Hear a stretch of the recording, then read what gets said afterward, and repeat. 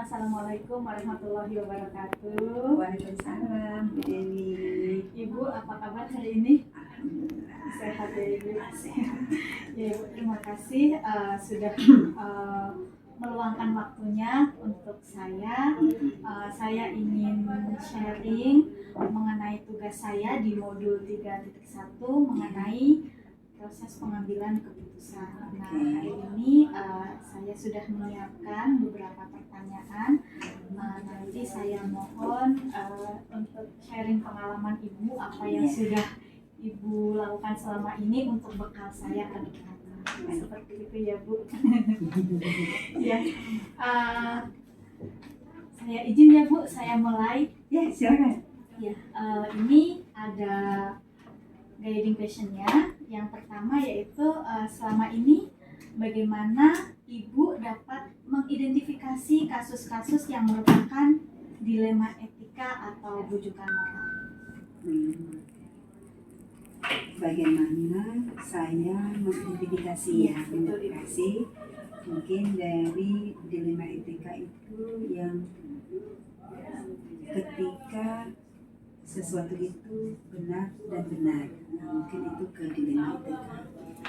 Kemudian jika itu benar salah, saya identifikasikan sebagai bujukan moral. Mau dicontohin? Jadi boleh kalau contoh misalnya kalau yang dilema etika itu anak yang susah belajar, kemudian ketika akan kenaikan kelas kan gurunya lapor ke saya. Nah, akhirnya anak ini harus naik atau tidak, sedangkan untuk kurikulum merdeka anak itu kan tidak ada yang tinggal kelas. Nah, itu kan termasuk dilema etika. Kemudian yang bujukan moral, misalnya anak kita kena kasus tawuran di luar kelas 6 itu taman di luar, ditangkaplah sama polisi.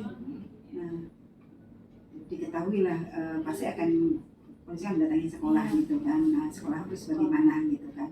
Nah, itu anak itu kan salah, sudah jelas melanggar hukum gitu kan, melanggar hukum. Sedangkan kita juga kasihan juga kalau anak itu kita keluarkan gitu kan, tapi kita nggak bisa berbuat apa-apa gitu kan. Anak itu tetap harus diselesaikan dengan secara hukum juga, untuk menjalani proses hukum di masyarakat ya. Kesalahan itu kan di masyarakat juga ya, ketika anak itu di rumah.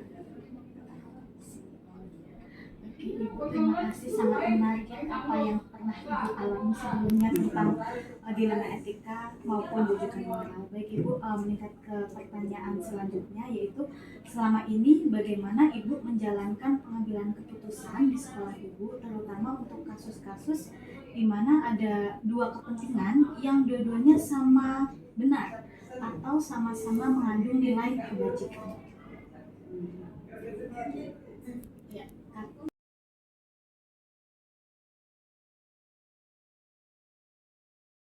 Bagaimana ketika saya menjalankan pengambilan keputusan ya, itu tadi ya, sama-sama benar.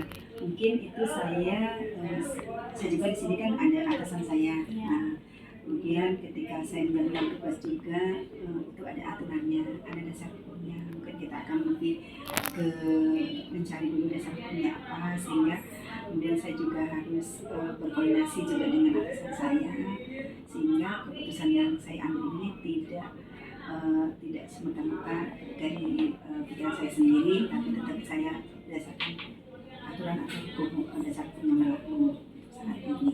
Jadi tidak serta-merta berdasarkan pemikiran sendiri gitu ya, kita harus ada prosedurnya, dan kita juga tidak melangkahi juga atasan saya yang ada. Menarik sekali gitu.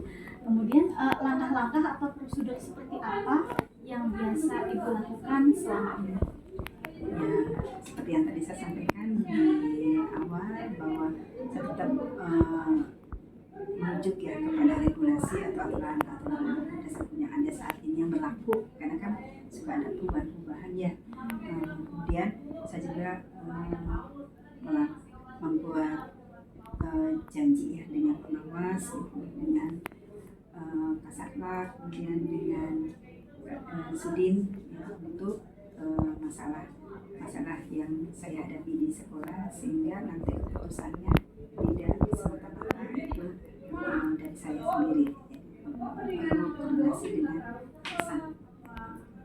Seperti itu Bu Dewi, yang pernah saya laksanakan seperti itu. Oke, selanjutnya Ibu, hal-hal apa saja yang selama ini Ibu anggap efektif dalam pengambilan keputusan pada kasus dilema etika, di mana dilema etika ini yang sudah Ibu sampaikan tadi, bahwa di antara pilihan benar dan benar. Iya.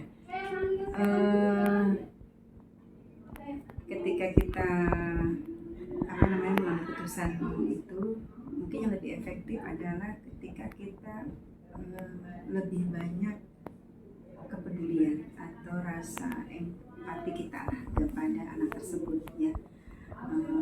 Kita seakan-akan itu menjadi mungkin anak kita gitu ya, kita akan menjadi anak kita dalam situasi seperti itu gitu kan. Orang tua itu kita sebagai orang tua si anak itu, sehingga saya rasa itu yang lebih efektif. Kita jadi keputusannya itu sama-sama enak gitu diterima oleh baik orang tua, anak, dan kita sendiri gitu kan.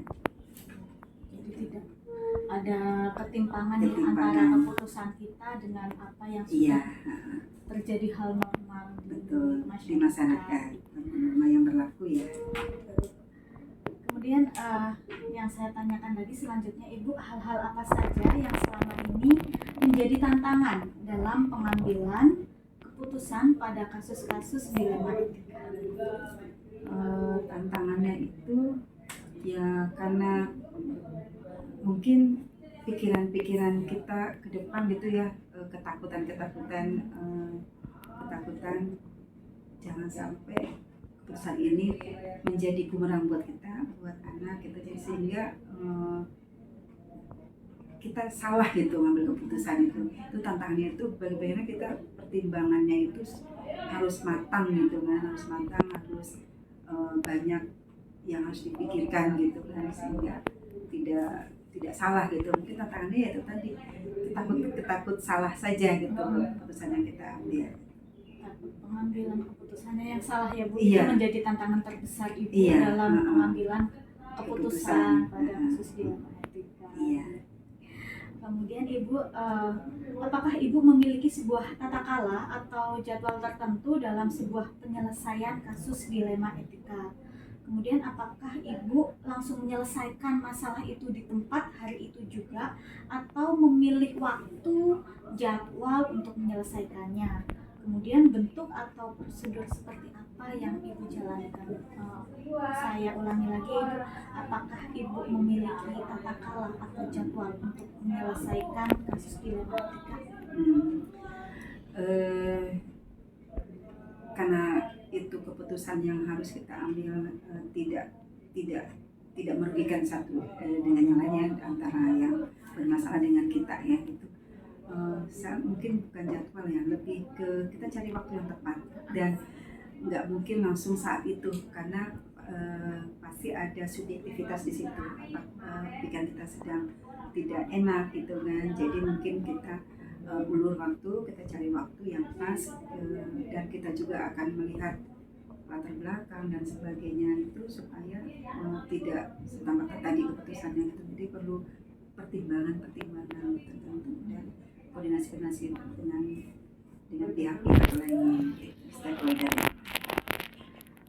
Berarti dalam menyelesaikan masalah itu Ibu butuh waktu ya Bu, untuk cooling down dulu, memikirkan apa yang harus langkah selanjutnya diambil gitu ya, sebelum serta-merta mengambil keputusan hari itu juga, saat itu juga. Perlu dimikirkan, perlu ketenangan.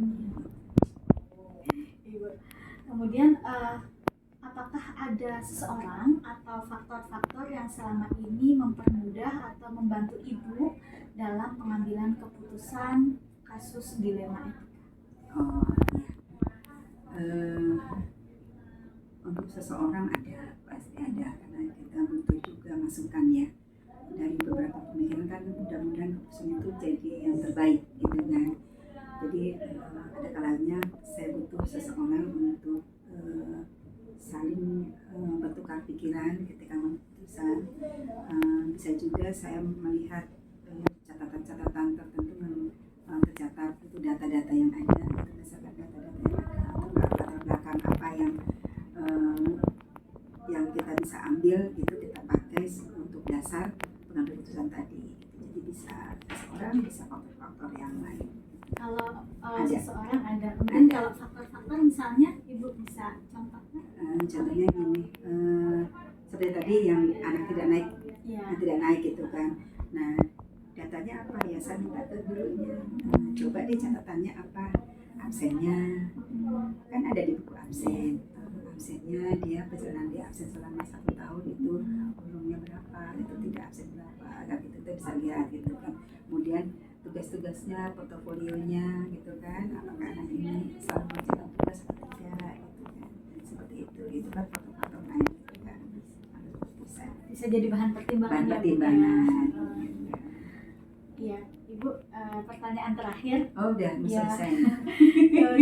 Dari semua hal yang telah Ibu sampaikan, pembelajaran apa yang dapat Ibu petik dari pengalaman Ibu dalam pengambilan keputusan kasus dilema? Pelajaran yang pertama itu tadi, kita harus lebih banyak mempunyai rasa empati. Kemudian kita juga tidak dadakan ketika ambil keputusan, tidak serta-merta, tapi perlu pertimbangan-pertimbangan. Satu lagi, harus berdasarkan aturan yang ada, atau dasar hukum atau regulasi yang ada di saat peristiwa terjadi. Mungkin itu aja Bu Dewi. Oh iya, Masya Allah, menarik sekali Ibu. Saya jadi terbuka wawasannya, jadi sharing yang Ibu bicarakan hari ini, kita bicarakan hari ini, insya Allah akan menjadi satu pembekalan buat saya ke depannya bagaimana seorang pemimpin itu mengambil suatu keputusan. Baik Ibu, terima kasih sekali untuk waktu dan kesempatannya serta sharing yang luar biasa ini. Tidak ada yang dapat saya sampaikan kecuali ucapan terima kasih dan doa. Semoga Ibu ke depannya menjalankan tugas dengan semakin gembira, sehat, dan bahagia.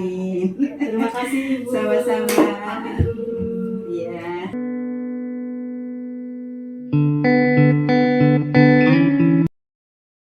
Bismillahirrahmanirrahim. Assalamualaikum warahmatullahi wabarakatuh. Waalaikumsalam warahmatullahi wabarakatuh. Perkenalkan Ibu, saya Dewi Arisnawati. Saya guru dari sekolah Papanggo, SD Papanggo 01. Mohon izin Ibu, kedatangan saya yang pertama ke sekolah Ibu TK Negeri Papanggo ini. Salam kenal juga. Yang pertama adalah untuk silaturahmi ya Ibu.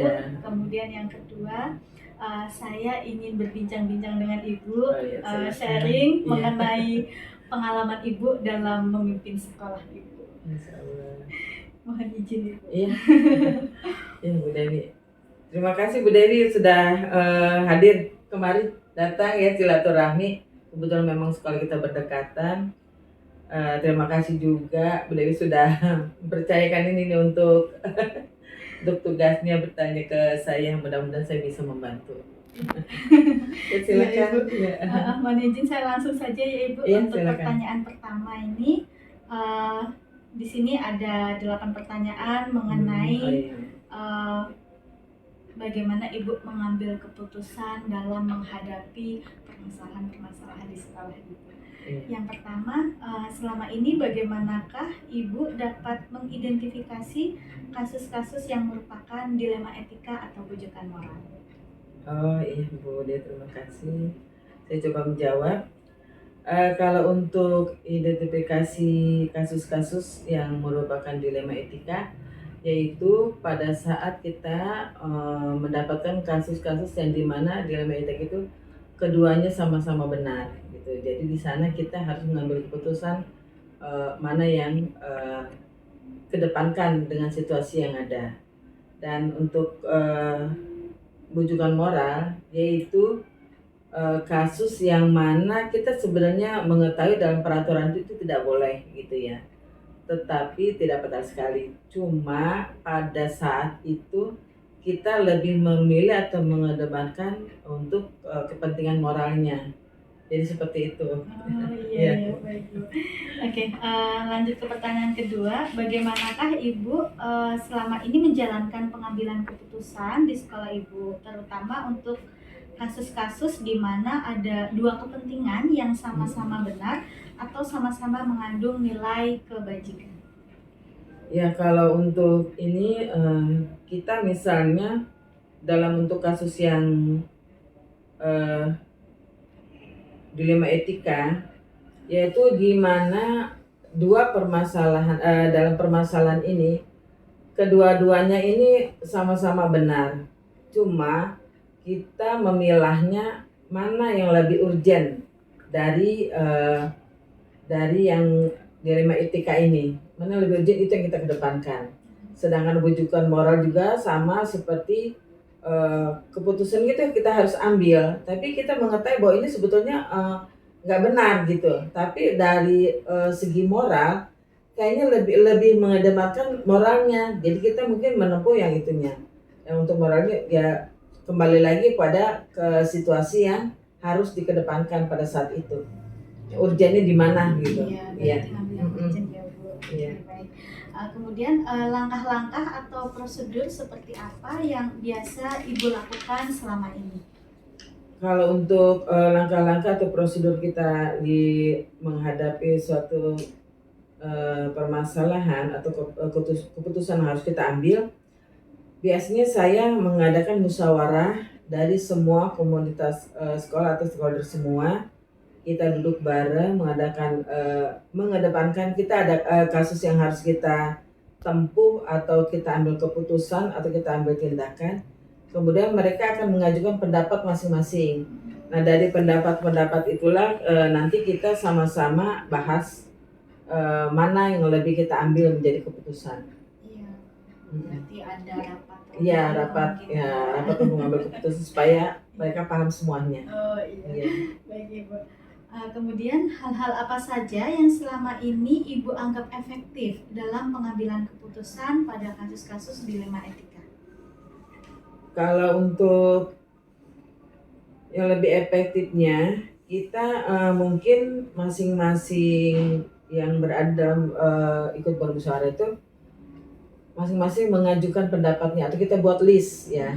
Dari list itu kita bahas satu-satu. Jadi semua pendapat itu kita hargai dan kita kasih masukan. Tetapi tetap kita ambil dari list yang pendapat-pendapat yang sudah ada, kita ambil mana yang lebih sesuai, yang lebih ini yang bisa dijadikan keputusan seperti itu.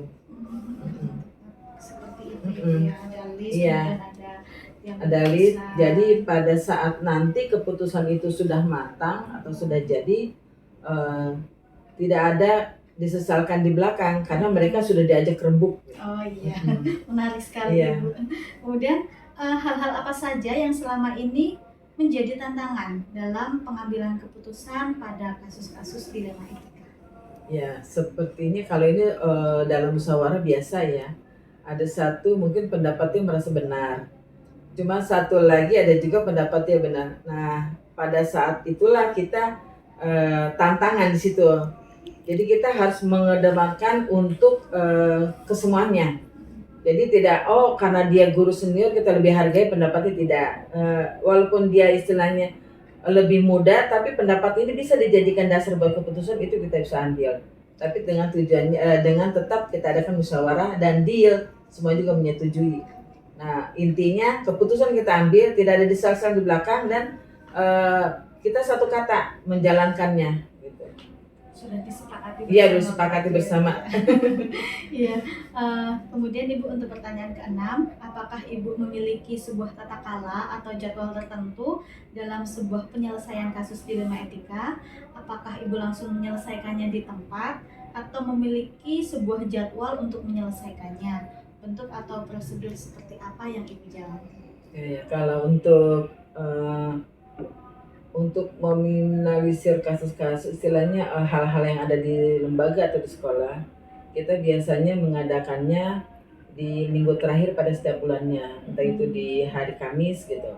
Kita adakan satu hari itu musyawarah, kita ambil permasalahan yang ada, ya, entah itu permasalahan dari guru atau permasalahan dari murid atau untuk sekolah, untuk kemajuan sekolah. Nah, dari sana kita bahas atau kita evaluasi bersama. Itu bisa pada saat itu juga kita putuskan, bisa juga pada saat itu kita baru menerima masukan-masukan dulu. Nah, pada saat kita sudah punya untuk ininya dasar buat keputusan itu, baru kita sampaikan. Apabila memang sudah bisa keputusan itu diambil pada saat itu juga, ya kita laksanakan juga. Jadi kita lihat dari urgennya atau dari permasalahan yang ada gitu. Karena permasalahannya memang perlu kita evaluasi dengan observasi dulu nih, bagusnya seperti apa sih, kita ambil datanya seperti apa gitu buat memaksimalkan keputusan yang ada nanti kita ambil gitu. Iya, Meningkat untuk pertanyaan ketujuh, adakah seseorang atau faktor-faktor yang selama ini mempermudah atau membantu Ibu dalam pengambilan keputusan dalam kasus-kasus dilema etika? Ya, kalau untuk ini saya ambil mungkin ya, setiap sekolah pasti punya satu yang dianggap berpengaruh ya, istilahnya yang untuk mengambil keputusan, untuk kebijakan atau program-program yang ada kita mau laksanakan. Biasanya saya ambil untuk guru yang memang sudah lama atau sudah masa kerjanya cukup lama, cukup panjang, istilahnya dia lebih mempunyai pengalaman dari keadaan sekolah atau lainnya gitu. Mungkin itu yang saya ambil buat partner mengambil keputusan pada saat musyawarah di ending akhirnya. Iya. Biasa, Ibu mohon izin, ini pertanyaan terakhir ya Ibu, kita sudah sampai di pertanyaan ke-8. Dari semua hal yang telah Ibu sampaikan, pembelajaran apa yang dapat Ibu petik dari pengalaman Ibu mengambil keputusan dilema etika? Ya, alhamdulillah. Kalau untuk saya pribadi, mungkin juga untuk Dewan Guru dan komunitas sekolah, setiap permasalahan itu kan membuat kita menjadi banyak pengalaman ya dengan hal-hal yang ada.